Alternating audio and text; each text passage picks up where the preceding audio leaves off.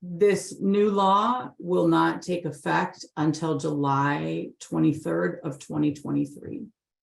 So the law doesn't, even though the law has passed, it's been signed by the governor, it doesn't take effect until July 23rd of 2023.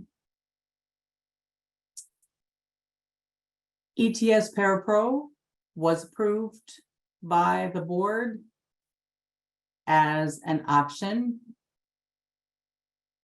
And, but as a part of that process, the cut score or the passing score was changed by the board. It was adjusted based on data about who could and could not pass the assessment. And so the old passing score was set at 461, and the new passing score that will be available for candidates from July 23rd of 2023 moving forward will be 455. ETS Parapro test scores are good for 10 years. So even though the test itself, the score won't be changed until July 23rd, the people who have previously taken the assessment can still use those scores previously to qualify moving forward. If we plan to go back to July 1st of 2019 and to present and notify, since the certificate program started, and notify those candidates that they are now eligible, with those candidates who scored between 455 and 460. And our first pass at pulling those data, it's a little over 900 candidates. Since those who have taken the assessment since 2020, it's about 450 candidates. About 1/3 of them identify as BIPOC, and we will mail those candidates directly to let them know that those scores will now make them eligible for employment. The official score record, ETS will not retroactively go back and change the score. They can't do that. So their official score will show that the official score will still read 455, but the paper will may read that they didn't meet our minimum standard, because when they took the test, it was not set at 455. But as long as the test score reads at 455 and they are applying for a position after July 23rd, they would qualify for the position.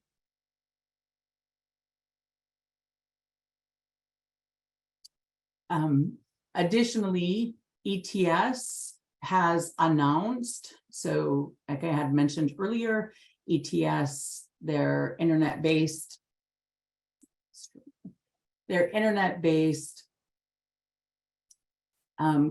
continuation had been announced that they were going to end it in December of 2022. Then it was pushed to the spring of 23, then June of 23. And now their latest announcement, and this has been from the very, very top, is that they are going to upgrade IBT Parapro, and they're going to support it and find a new platform that will work for districts until something sustainable can replace it. So that's a great for districts who currently use it as an option for delivering the Parapro assessment to their candidates, that the worry is over, that they don't have to worry about not having it as an option to deliver that assessment to their candidates. ETS is committed to providing support for the IBT option until they find a viable solution.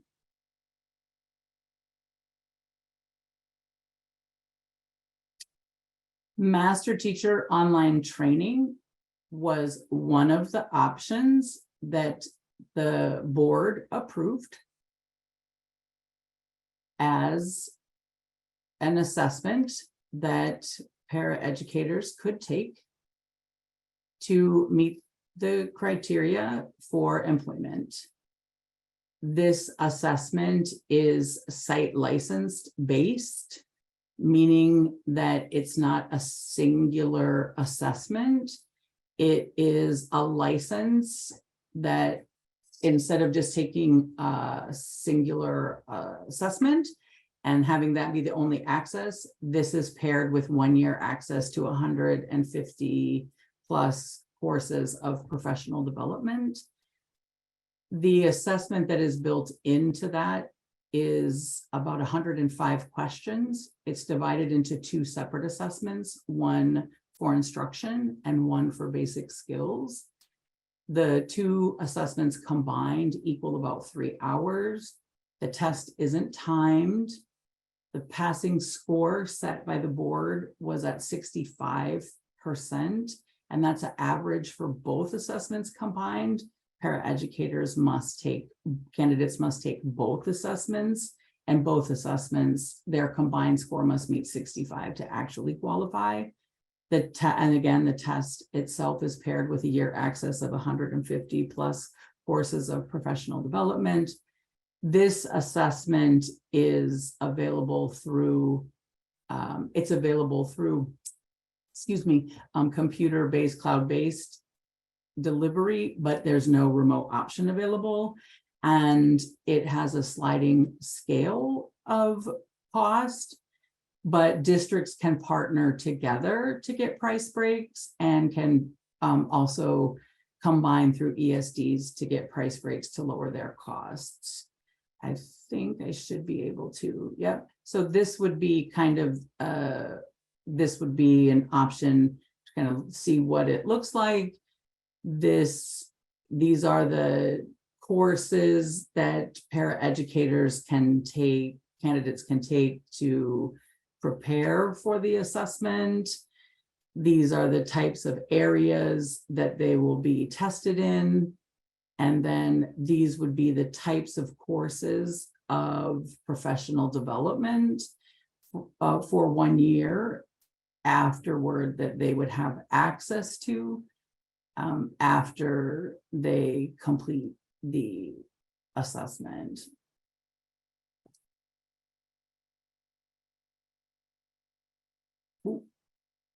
And then the second assessment that was approved is the Pearson Paraprofessional.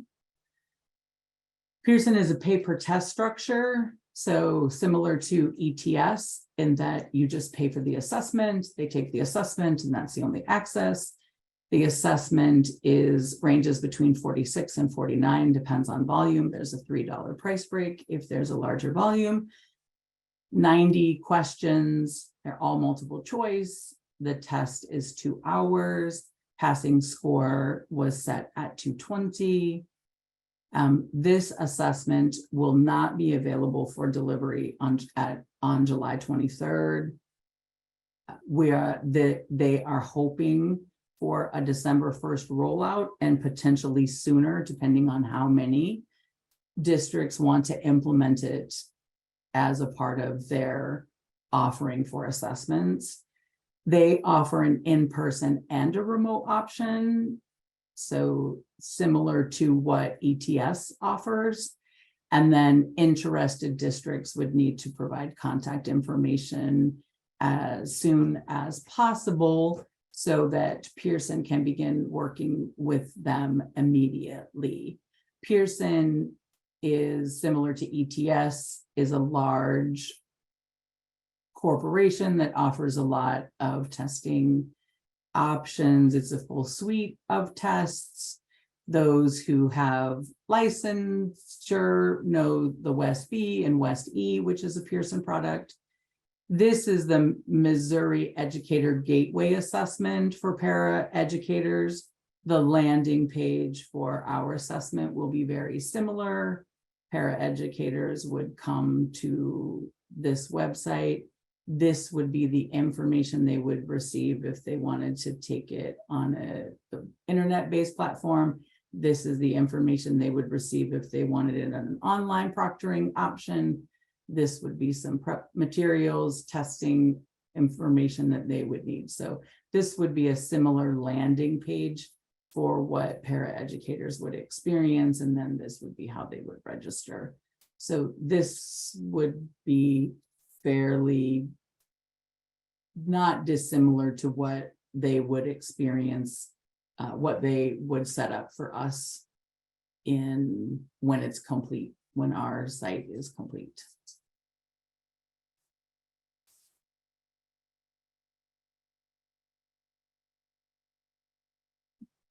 For districts that are interested, if you are already an ETS customer, you're already an IBT provider, great, you do nothing. That continues. As I mentioned, they're going to continue the support for IBT, and that is just going to be a continued option for you. If not, and if you're currently not offering IBT and would like to, this would be the contact information. You can contact them via phone, you can contact them via email to get the next, to do the next steps to become, to be able to provide that at your district level or ESD level. Master Teacher Online Training, same. Brenda Richards will be the sales rep for our state. And this is her contact information. Some people, she said, have already requested demos through their website.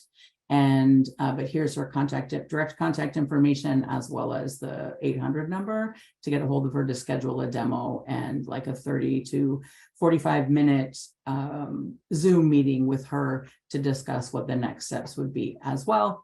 Pearson Paraprofessional will send a post webinar survey to attendance to this meeting for contact information to forward to Pearson, and they will contact those folks directly for the next steps on how to be able to offer the Pearson Paraprofessional at the district level. We want to again remind everyone that the law does not go into effect until July 23rd of 2023. So even though, again, it's been signed, passed, voted, it does not go into effect until July of 2023. And then these, we want to remind also, and just give folks the opportunity, those who don't know, that we offer virtual office hours every week for district professionals to connect with us on Tuesdays, and paraeducators to connect with us every Wednesday. It's a drop-in. People can connect with us weekly to have any questions or concerns addressed, and hopefully get the answers that you need taken care of. So these are the two options available, and we're there every week. And then we want to open it for questions. And then Alejandra, do you see questions? Yes, we have a few questions in the Q&A section. Starting with Yvonne, I had already answered her question, but she asked if we could recap the slides that weren't recorded, to recap what wasn't recorded at the beginning of this. So I think it was just the first slide towards the end of the second slide. Sure. Yep. So let's see. Yeah, so like past, I think we're okay with not getting the moment of silence and all of that. Yep. So that's great. Yep, absolutely. Happy to change so that so the new law, this is a law change, not a WAC change, and that the minimum employment requirements now have opened up the assessments to be exactly that. Rather than just ETS as a singular assessment, we now have the option for multiple assessments approved by the board. And but with that legislative change came some additional requirements, and those additional requirements were that the assessment needs to demonstrate knowledge of and ability to assist in the instruction in reading and writing and math. And so this first pass of assessments we looked for, and the board looked for assessments that had both of those components already as a part of the assessment. There were some other assessments that did one or the other, but not both, and would require some modification. And the board was really looking for those that had both of them already as a part. So those were the ones that got passed in this first round. And then the passing score, because ETS, because it was a new law, ETS had to be passed as a new assessment. The passing score was also a new consideration. And so the passing score for ETS was adjusted. And that led us to look at it differently. So that was, that's why its passing score went from 461 to 455. For the board may develop an assessment to meet the requirement of the subsection. We currently are developing an assessment of our own. It's being developed now. It will be delivered on a Canvas platform, and it will be free to districts and para candidates, and will be delivered in multiple languages.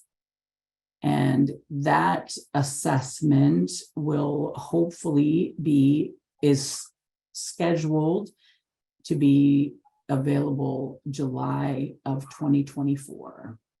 And then this is this law, again, as a reminder, the current law doesn't take effect until July of 23. July 23 of 23. And then did we start recording here? I believe, actually, okay, yes, I think we got this part recorded. All right, and excuse me, and so we have the Q&A open still. Are you able to see the Q&A feature, Lisa, so we can get the answers recorded live? Let me see. So, yep, so let's see. We're starting off with Laura Ketchum. Well, the subpara option,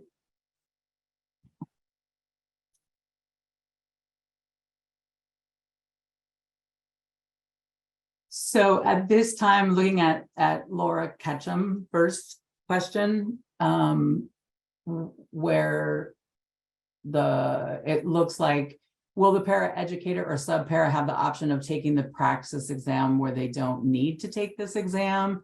So at this time, the way the law reads, everyone will still need to take an exam.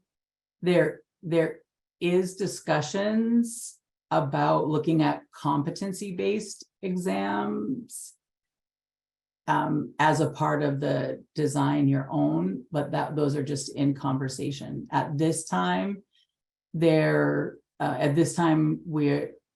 way the law reads is everyone still needs to take an exam.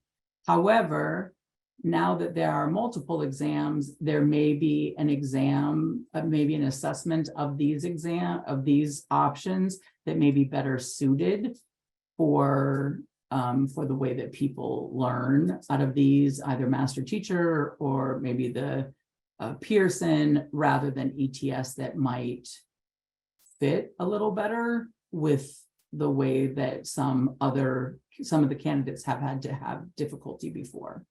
Good question. Ashley Adams asked, do we know if master teacher online training could also help fill clock hour requirements for the para certificate program? Yes, Ashley, they have provided a crosswalk document of what they believe their course, how they believe their courses complete the fundamental course of study. And our executive director is just reviewing it to see if they believe that it also matches. So we're just kind of negotiating the alignment and how that would work. So yes, that they've done a crosswalk. We're just confirming that we believe the crosswalk aligns with what they recommend.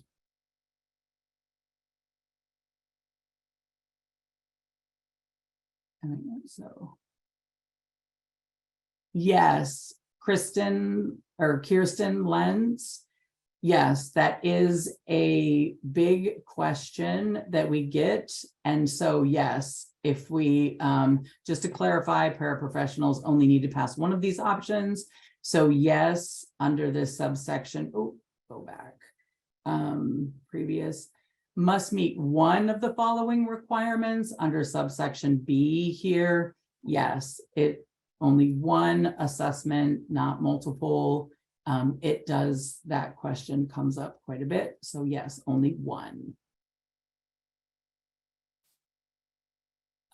Chelsea Vanderford, translators for master teaching. Are there any rules we need to know about? Any best practices to suggest? I would recommend asking master teacher for the rules. I will say in my initial conversations with them, it was that it can't interfere with the assessment. They can only read the questions specifically. They can't offer any type of explanation. It was really just about translating, just reading the questions, particularly in the language directly, and that needed to be denoted on the certificate itself that it was read. But master teacher staff, Brenda, would be able to provide better guidance there about how that best practice had been done previously.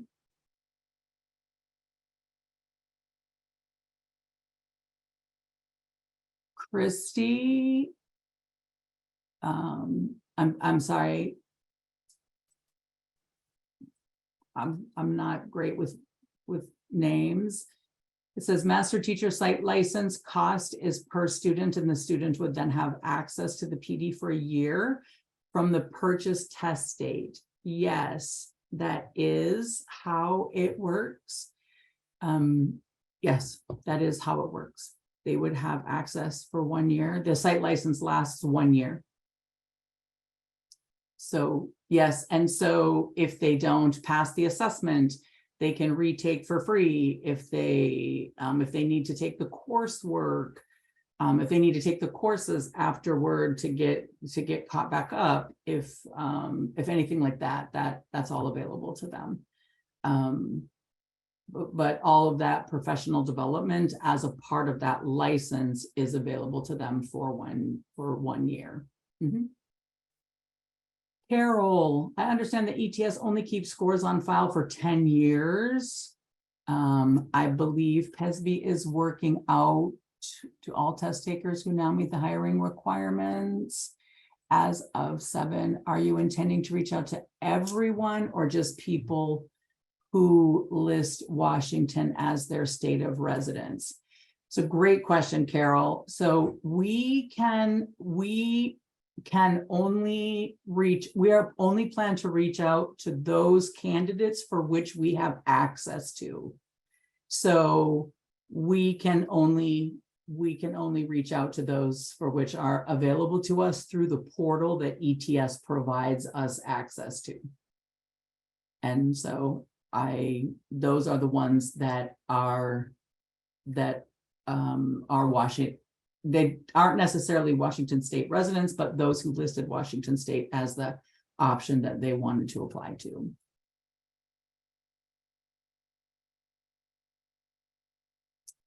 Will the OESD be considering offering all 3 assessments for districts? Stacy Roberts, I am not sure what OESD is. I'm not sure what OSE can. I get some clarification. Will the OESD be considering offering all 3 assessments for districts? So Stacy, can you just provide some clarity on OESD?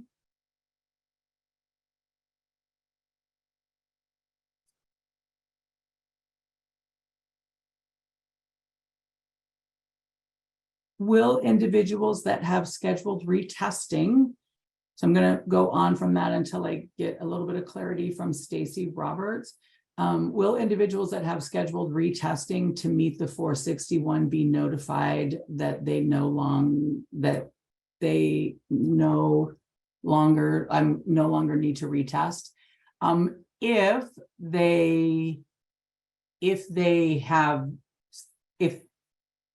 have scored 455 or higher, we would, and they're notified, then they would, I mean, when we notify them, they would, my assumption is that they would recognize that they don't need to retest. But the snag for us is the only way that we have to contact them is through the avenue in which they applied through ETS. And so if someone has moved or someone's contact information is different, then that's the unfortunate part. And so this is good to have these opportunities to get the word out, to let people know that the 455 is in place, so that people will know that option is available to them. So in case someone has moved or isn't going to get this letter or isn't going to get it forwarded on to them, that this is still a reality. Josh Brooks, the new score starts July 23rd, or is it in place now? It's a great question. July 23rd, the law takes effect. The scores are still good for 10 years. So if you tested 455 a year ago, you can't apply until after July 23rd with that score, but that score is still valid after July 23rd, if that makes sense. You couldn't apply for a position today or tomorrow and have it be valid, because today and tomorrow the score is still 461. After July 3rd, the cut score is 455. And then at that time, you could use that score to qualify for the profession.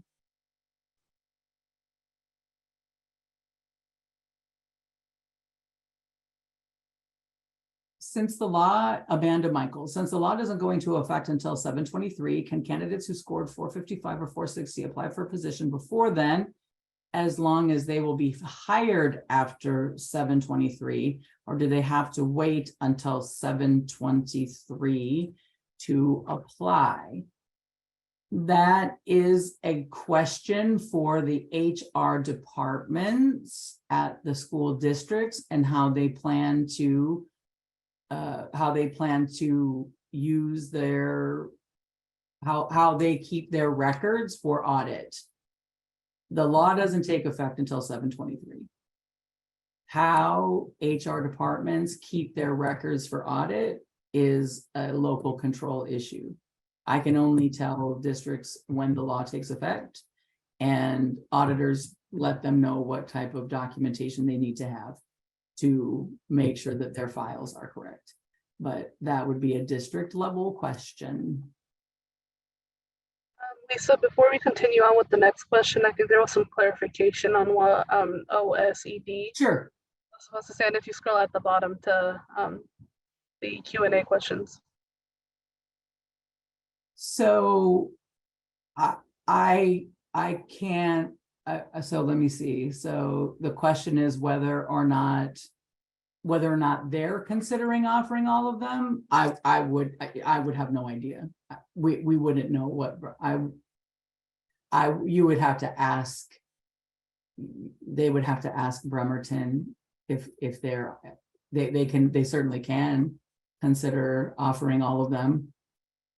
Any district or school can offer all three of them if they so choose. But whether or not they will is up to the district or ESD. Like I apologize that I couldn't answer that question. I don't know. Yeah, I'm sorry.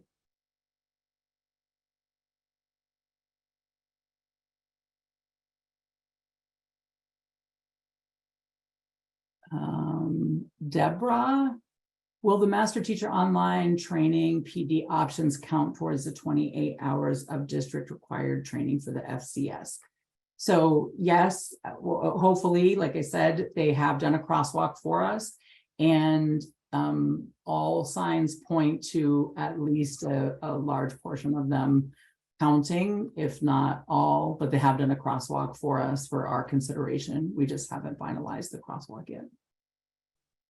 Would the master class be approved clock hours for the GPC portion of the certificate program? So yes, and here is a little bit of the tricky portion. I think that people, this is a kind of an interesting piece. There are people who use it now. There are people who use Master Teacher now to deliver their professional development.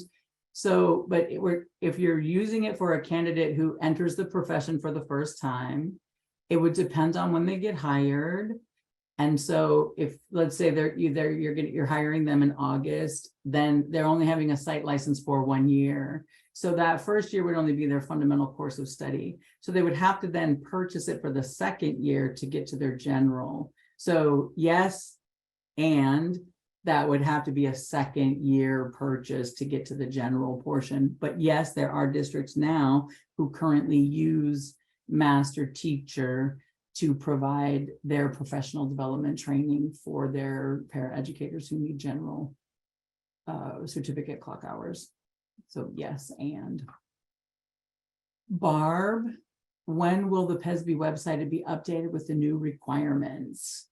Our actually director of communication is on this call right now. And we just met yesterday in Phoenix with the Pearson team, Pearson paraprofessional team in Phoenix.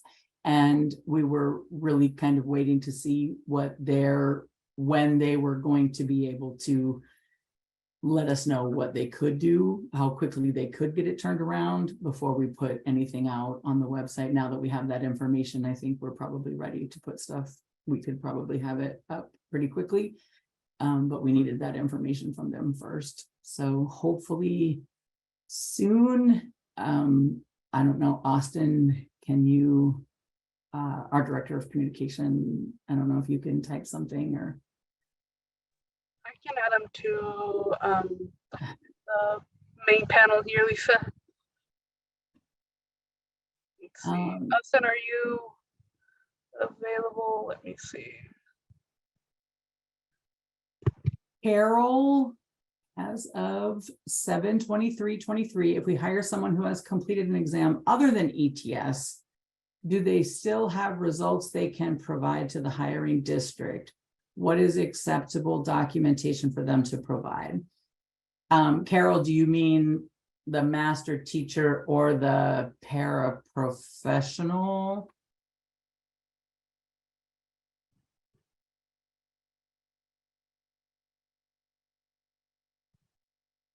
So here's what I will answer.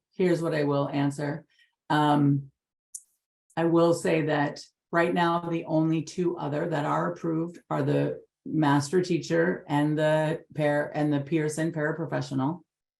Because Pearson paraprofessional is offered in other states, right? So we use the Missouri paraprofessional as an option. I pulled up their site as an example. If a paraeducator had actually taken it in Missouri, their cut score is the same as ours, 220. We could use their documentation and that would be acceptable. They have a form just like we have, just like ETS has a form, like official test scores.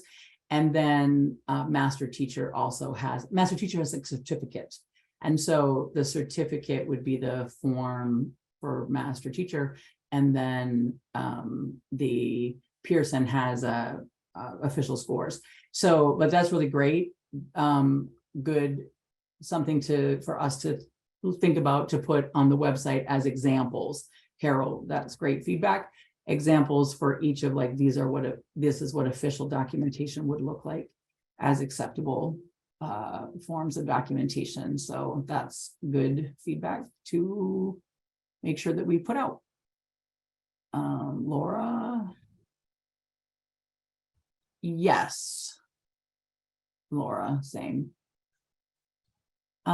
Yes, Christy, can we start using the master teacher as of July 23rd? Yes, they are ready. Master teacher is ready for 23rd, just not Pearson. Rosie, can you share some of the district names so we can connect with them about their experiences?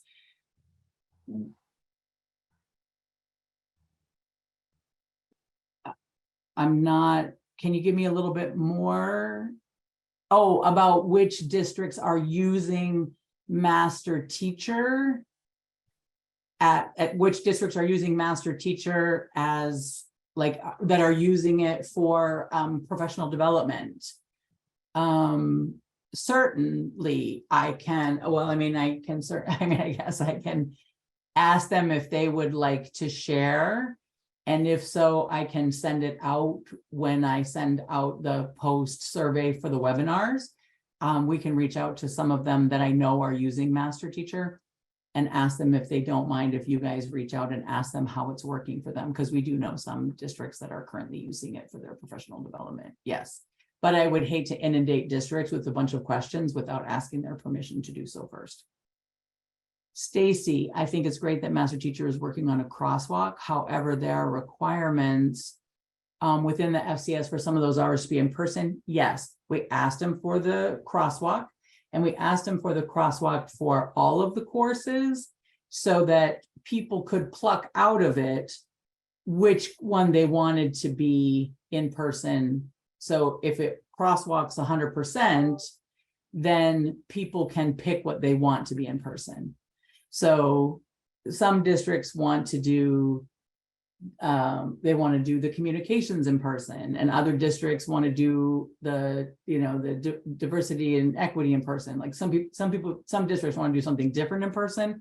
This way, if they crosswalk the entire FCS, then each district can pick and choose what they believe is the most important in-person component, because all of it will crosswalk, and then each district has the flexibility to pick the part that they believe is the most important in person. But that's a great point. Carol, are districts able to create their own assessments? No, they are not. Only the board can approve their assessment.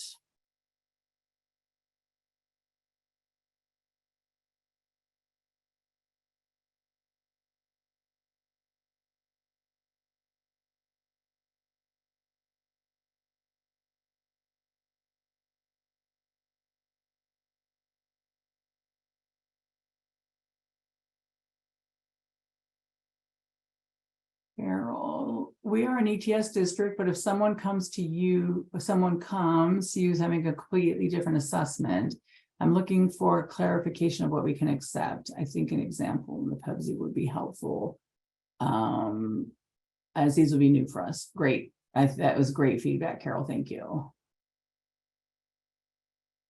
Oh, there we go. So Kirsten, Highland School District used master teacher for almost 2 years during COVID. Thank you for sharing that, Kirsten. I feel like you are going to have a lot of people ask you a lot of questions, and appreciate your willingness to share that.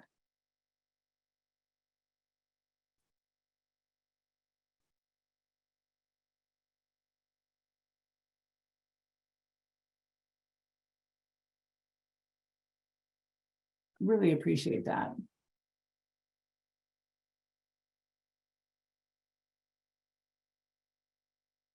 So it appears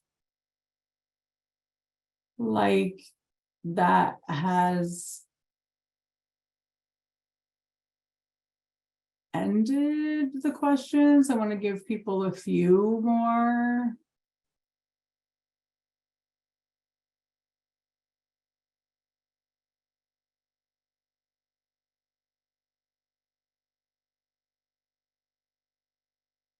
Options. Again, thank you so much. Such great questions. Really good things for us to be thinking about as well as we're getting information out and thinking about what's important for you all to have as we make this transition. Oh, Deborah, will we have access to these slides to share with? Absolutely. Absolutely. We'll send the slides and the recording, and then also we'll be sending out to those who may want Pearson to add Pearson as an option at your district level. Because they are really interested in working immediately with districts who are wanting to offer that assessment at the district level.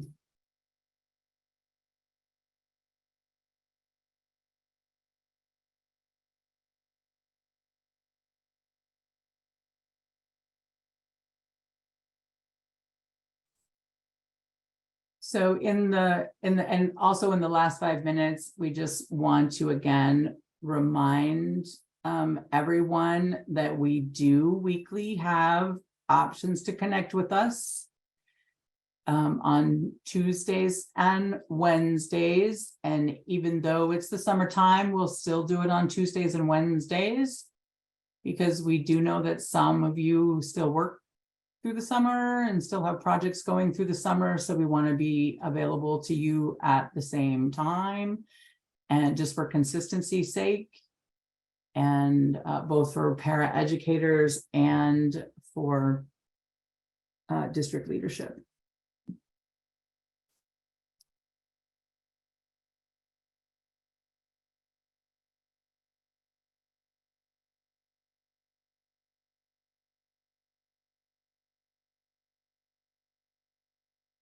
And so we'll give it like 1 more minute. And if we don't hear, I don't see another question within the next minute.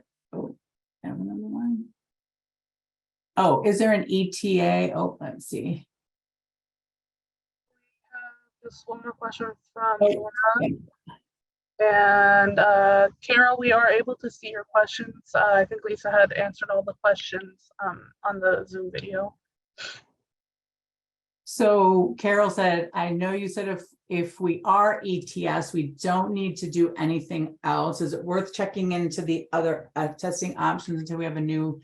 Yeah, so I meant to say, if you are already with ETS, you don't need to, like you're fine. You don't need to re-enter with them. Your ETS license will just continue. You're more than welcome to keep adding. You're welcome to add master teacher. You're welcome to add the Pearson to the options for your paraeducator candidates at your district.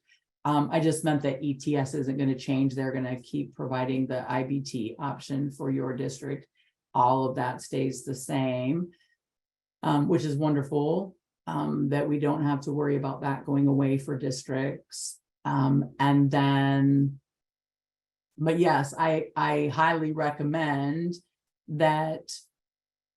I'm a fan, this is my personal opinion, it's not a recommendation of PESB, but I'm a fan that more is better. You'll find, maybe or your one fits better for a particular type of paraeducator, or one fits better for a particular position of paraeducators at your district, a particular type of assessment. So I'm always a fan of more is better. And it's my understanding that I think all of them are free. I don't think any of them had a site license. And so I don't think they have a cost to the district. So that, with that said, that's always helpful. For the master teacher crosswalk, no, they submitted it, and so I don't have a timeline for it. It was just just that our executive director is, extremely. They just finalized her position, so that is the other than that, it's just about a time availability for her when she can actually get it reviewed and make certain that she believes that the crosswalk is exactly the same.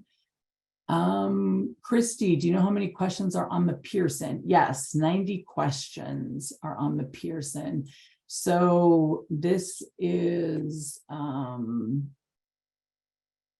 Yes, it is 90 questions.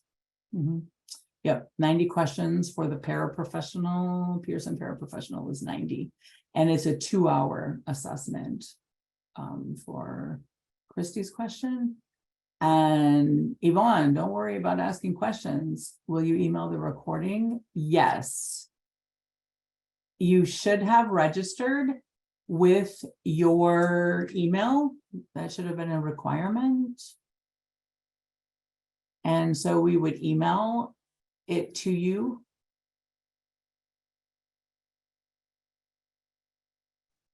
Yes, we have all contact information for anyone who attended today. That's the registration info that was asked of you at the beginning. So once we finish here, we'll make sure that the recording is fully able for viewing, and we'll send the presentation. The presentation will also have this graphic of the office hours for Tuesdays and Wednesdays. I hope that answers your question, Yvonne. Don't be sorry for asking questions. Yeah, no, we're here for.